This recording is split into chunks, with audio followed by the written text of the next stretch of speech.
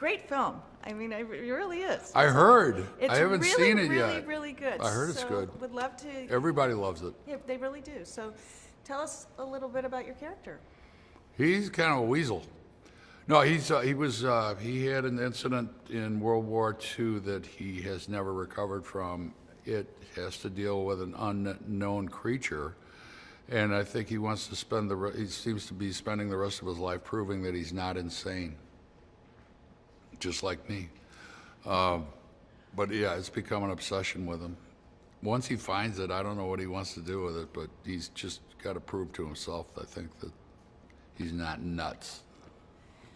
And what do you think it is about, let's talk about King Kong. What is it about it that people are still interested in this year after year? Classic study of a huge creature, innocent, but you don't want to cross him. But he always seems to come up against weasels who just want to do him harm or capture him or make him dance and sing. I think their message is, let's just leave well enough alone, because he provides a vital balance, it turns out, on this island. Skull Island. Tell us. Tell us a little bit They about. changed the name of Skull Island from Spanish. I was saying it one way for all year, and then at the last minute they changed it to something else. I can't remember what it is now. It's just say it in Spanish. How would you describe Skull Island?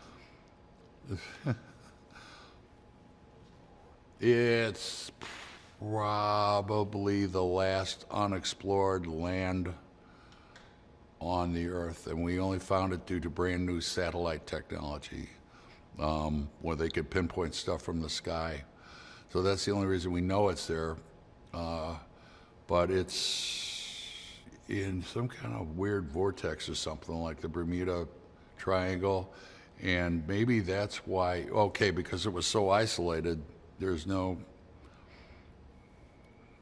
all these creatures wind up there being the size that they are, kind of like Jules Verne for the 70s.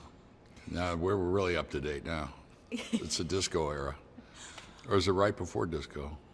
Yeah. That would be before disco. Let's talk about the 70s, though. Lots. It's interesting. I still remember the 70s. Yeah, that they chose this decade for this film. We were in an unwinnable morass not too far from Skull Island. That ties in with new satellite technology. And I'd like to say the idea is timeless, of man conquering the earth, unfortunately. And that which we can't understand, we have to destroy. Interesting. And can you talk about... Not really. There were some great locations that you man. shot. How was that? I'd never been to Hawaii. I've worked in Sydney, Australia, and in the outback, but I'd never been on the Gold Coast, which you couldn't beat the people or the locations. And we got to, Bree organized a deal where we got to go and play with koalas and kangaroos. And she had this giant snake. They forced on her. But Vietnam, the last place we went, was magic. It was just gorgeous. The people were the best, and the food was incredible. But it's just a feast for the eyes, for the senses. Amazing. Even Hanoi, which is like, I complain about New York being dense. It's like a swarm, but it's fascinating. It's hard to breathe there, but it's beautiful. Yeah. Right. So, talk about the great ensemble cast too. Yeah. So, how was? These are people you don't want to whine in front of. But we were a long way from home for a long time, and we kind of kept each other going.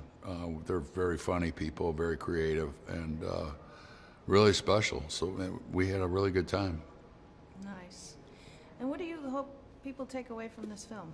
Oh, just entertainment. If they find something else in it, that's great. But it's apparently, from what I've heard, truthfully, I've not seen it yet, but I heard it's a terrific watch, and just go and have fun. That's what movies are for. Perfect. Well, they're right. You should see it. It's good, and Yeah. you're good in it. Thanks. So. So did you like that video? Well, I've some interesting movie extras facts for you. Matte paintings were extremely popular before the CGI era. These are actual projections or paintings placed behind foreground objects to trick audiences into believing the actors were in a different location. Examples include the Statue of Liberty jutting out from the sand in Planet of the Apes from 1968 and the Emerald City awaiting Dorothy at the end of the Yellow Brick Road in The Wizard of Oz from 1939. Subscribe to our channel and check the notification bell to always be up to date with all the latest releases.